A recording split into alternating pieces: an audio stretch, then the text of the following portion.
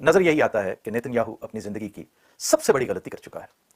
اسے کم از کم 10 مرتبہ سوچنا چاہیے تھا یہ واقعہ، یہ حرکت کرنے سے پہلے، کیونکہ جو اس کے مضمرات ہیں، جو اس کی آفٹر میتھ ہے، وہ نہ صرف اسے بلکہ پورے نیٹو کنٹریز کو بھی حیران کر چکی ہے.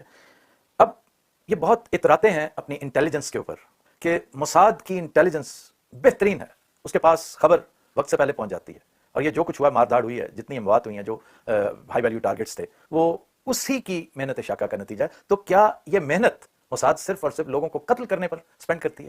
اس نے اپنی حکومت کو یہ نہیں بتایا کہ ایران کی کیپیسٹی کیا ہے، اس کا فائٹ بیک انالیسس اس نے نہیں کیا، اور یہ کہ اس نے سارے نیوکلیئر انڈے ایک ہی باسکٹ میں نہیں چھپا کے رکھے.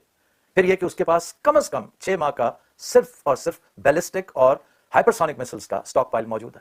یہ 6 ماہ اس نے بہت پہلے سے پریمپٹ کر رکھا تھا. وہ بار بار کہہ رہے ہیں کہ ہمارے ملک میں جس دن سے یہ سلسلہ شروع ہوا تھا، جس دن سے 9/11 والا معاملہ شروع ہوا تھا، اس دن سے ہم نے تیاری والا وہ معاملہ شروع کر دیا، اور آج جو کچھ ہمارے پاس موجود ہے یہ گزشتہ تیاری کی وجہ سے ہے. تازہ ترین کمک جو ہے وہ اس کے علاوہ ہے. کہنے کا مقصد یہ کہ یہ جنگ اگر پرولونگ ہوتی ہے تو پھر خاطر جمع رکھیے کہ اسرائیل جو پہلے ہی اس وقت جسے ناکو چنے چبوا دیے گئے ہیں، آگے چل کے اس کا انجام بہت برا ہوگا. اپیرنٹلی وہ مقام آ چکا ہے کہ اب اسرائیل نے تل ملانا شروع کر دیا ہے. تازہ ترین وارننگ ایران کی طرف سے ایشو کر دی گئی ہے، تل اویو میں بھی، حیفا میں بھی، کہ وہ لوگ جو اسٹریٹجک انسٹالیشنز کے قریب رہتے ہیں، جو مختلف سینسٹیو علاقوں میں رہتے ہیں، وہ فوری طور پر انخلا کریں. پھر نہ کہیں کہ ہم نے سویلینز پہ حملہ کیا ہے، جبکہ اسرائیل نے ابھی تھوڑی دیر پہلے جو حملہ کیا ہے وہ ایرانین براڈ کاسٹنگ اداروں کے اوپر کیا ہے، اور جس کے نتیجے میں بہت سے براڈ کاسٹرز بیچارے جان سے گئے ہیں. جس کا مطلب یہ ہے کہ وہ حملہ جو میدان جنگ میں ہونا چاہیے تھا اب وہ سویلینز کے اوپر کر رہا ہے. یہی سلسلہ اس نے اپنے سویلینز کو شیلڈ کے طور پہ استعمال کرنے میں بھی جاری رکھا ہوا ہے. اب یہ ساری گفتگو، یہ ساری جنگ، یہ سارا معاملہ جس مقام پہ پہنچ چکا ہے، اس کے سیدھے سیدھے نتائج یہ ہیں کہ اسرائیل اگلے 5-7 دن بھی شاید سسٹین نہ کر سکے. وہ کہتے تو ہیں کہ 2 ہفتے تو یہ جنگ جاری رہے گی.